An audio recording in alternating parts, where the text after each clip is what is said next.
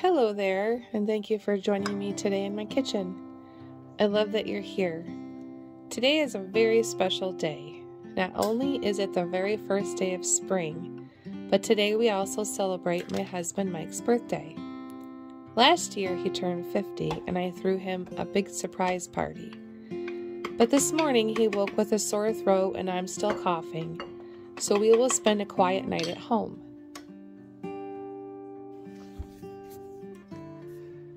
Birthdays are special around here. If it's your birthday, you get to pick any meal that I can either make, order in, or sometimes we'll go out, and you get to pick any dessert your heart fancies. Mike, he loves Bakewell tarts, and since it's an English dessert, this is one that I have to make. I will have this full recipe in the comments and description down below.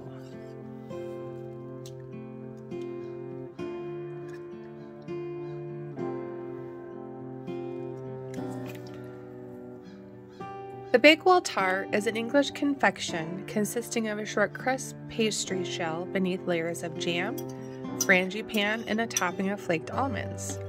It dates back to the 19th century, created by a woman named Mrs. Greaves, who was the landlady of the White Horse Inn in Bakewell, Derbyshire.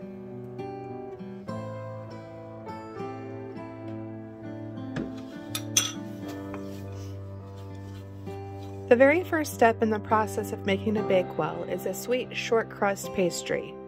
The pastry crust consists of plain flour, very cold unsalted butter, but I use salted just fine, powdered sugar, egg yolks, and milk. This seems to come together very dry, but if you keep working it, it will form into a nice ball. We'll then chill it in the fridge for 30 minutes. While our short crust is chilling, we'll start our Frangipane. Frangipane sounds fancy, but I promise it's not. Really, it's just an almond filling. That's all it is. And it is really, really good. This comes together so easy. To start, in our mixing bowl, we're going to cream together our softened butter and castor sugar. What is castor sugar? You'll see in a lot of English recipes, castor sugar. Castor sugar is just a finer sugar somewhere between granulated and powdered sugar. I think you'd be hard-pressed to find castor sugar in the States, so I just use my bullet on my blender and I'll whiz it for a few seconds. If you're not careful enough, you will end up with powdered sugar. So there's another tip for you. If you're out of powdered sugar, you just grind up your granulated sugar and you've got powdered sugar.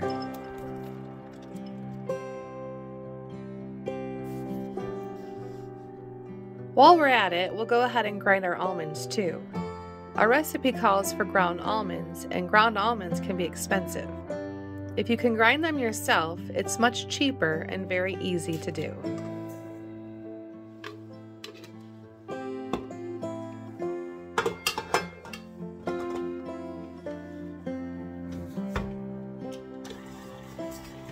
After we've creamed our butter and castor sugar together, we want to add our eggs one at a time, making sure we beat them individually.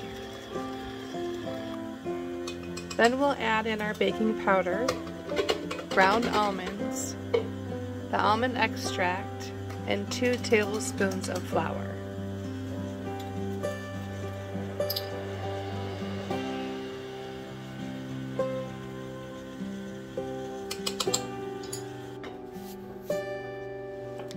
After the pastry has chilled in the fridge for 30 minutes, lightly dust the counter with flour.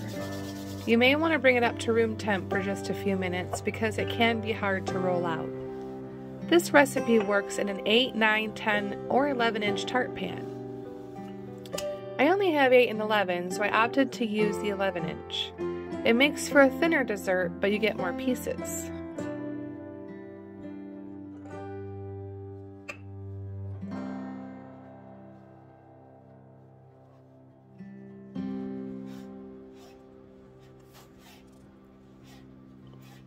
Once you get your dough rolled out, very carefully work the dough down into the tart pan. Once you have it snug inside, you can use a rolling pin to cut off the sides of the dough. Then you'll want to put this back in the fridge for 10 minutes to chill.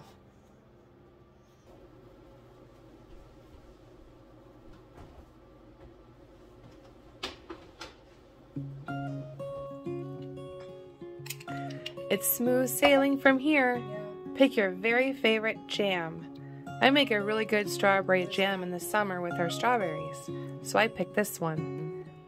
Evenly spread a layer of jam across the bottom of the crust.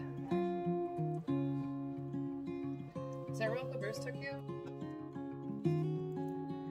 Next, you want to carefully, and I mean slowly, spoon in and lightly spread the Frangipane filling over the jam layer. You'll want to work this slowly to keep the jam from mixing in with your Frangipane layer.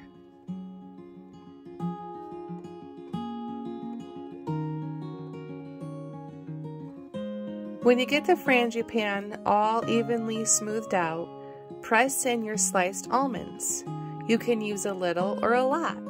I went with a good number in between, so there were almonds all over.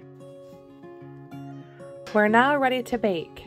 Place the tart pan on top of a baking sheet and place in the oven to bake at 350 degrees Fahrenheit for 40 minutes. Mike requested ground beef stroganoff for dinner. Instead of using ground beef, I pulled out some freezer meatballs that I already had on hand. He wanted the gravy over mashed potatoes, so I started with my potatoes to get them going. Next, I added some coconut oil to my cast iron pan and I started on the Brussels sprouts.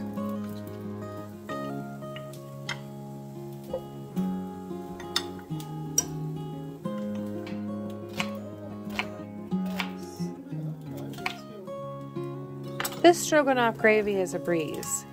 I sliced up an onion and added it to a pan heating with butter. After sauteing the onions, I added sliced mushrooms and garlic and I let that saute. I could use a beef broth.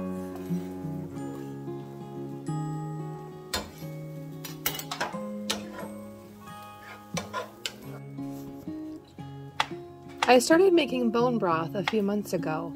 So out of habit now, I save my vegetable peelings in a freezer bag and I use them to make bone broth. Everything gets strained out anyhow, so this way nothing goes to waste.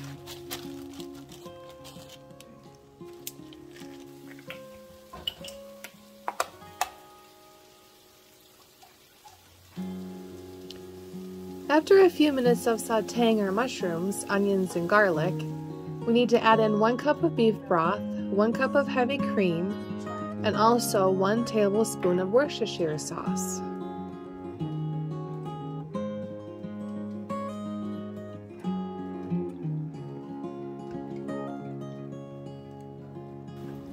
Our Bakewell is done. For some reason, whenever I use the 11-inch tart pan, I get a little sinkhole on the side. This is the 3rd time now.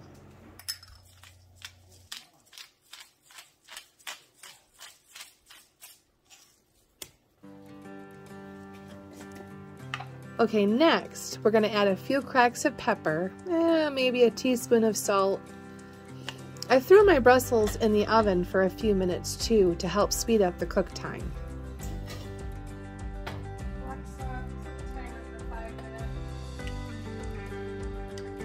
To help thicken up the stroganoff gravy, I like to use a cornstarch slurry.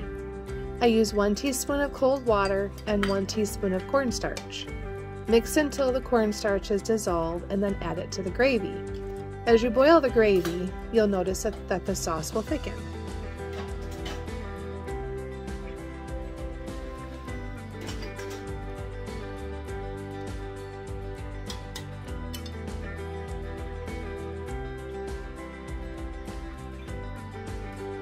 How do you do your mashed potatoes?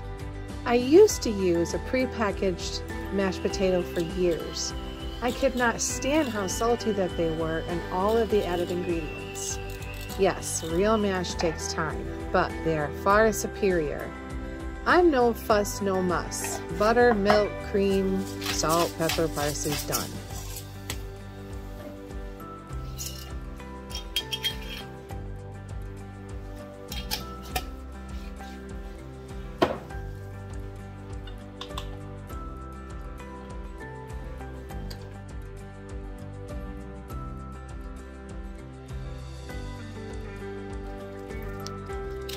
Now we're going to add our freezer meatballs.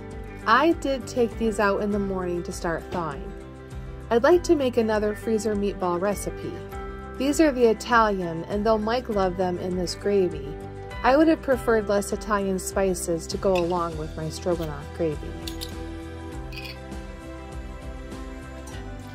This is one of the very best things about canning. Pop that top off and heat. We grew an abundance of carrots last year, and though they were small, we did get a lot of jars for our shelves. Brussels and cheese, yes please. Once my Brussels are about done, I'll grate up some Pecorino Romano or Parmesan that I keep in the freezer, and then add some balsamic vinegar. This is the only way that I like Brussels. And voila, dinner is served. This is very easy. It does have a lot of steps, but it's not overly complicated at all, and it's a nice hearty meal on a cool night. I like to watch Big Foodie Geek on YouTube. He's an English guy, he does English dishes, and I actually learned Bakewell tart from him. And one of the tricks that I learned from him is to use a glass of some sort to help remove the rim of the tart pan. This turned out just as I expected. I've made this a half dozen times and it always turns out the same way. You can also make a lemon icing sugar glaze to drizzle over the top too. Mike just likes a Bakewell with cream.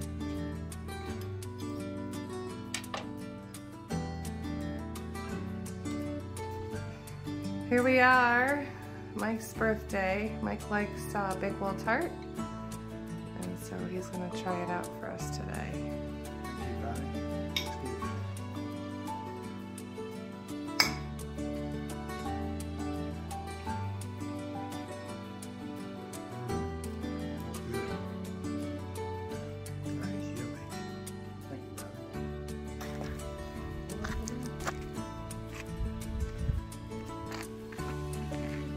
Where?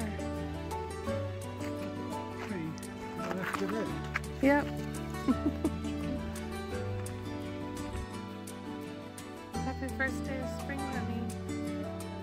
Happy birthday. You get a cold for your birthday. Okay, I'm so lucky. A night around here just wouldn't be complete without a stroll around the garden. Mike noticed one of our Isa Browns hanging around in the brush, even after all of the other girls went up. I've been watching her for a while. What are you doing? Isa Browns have a shorter lifespan. They're bred to lay heavily and then they die early. I honestly thought when I put her on the roost at night, I'd wake up to a dead chicken by morning. What's the matter with you, huh? What's the matter? One of them's laying a real funny egg. I think it's her.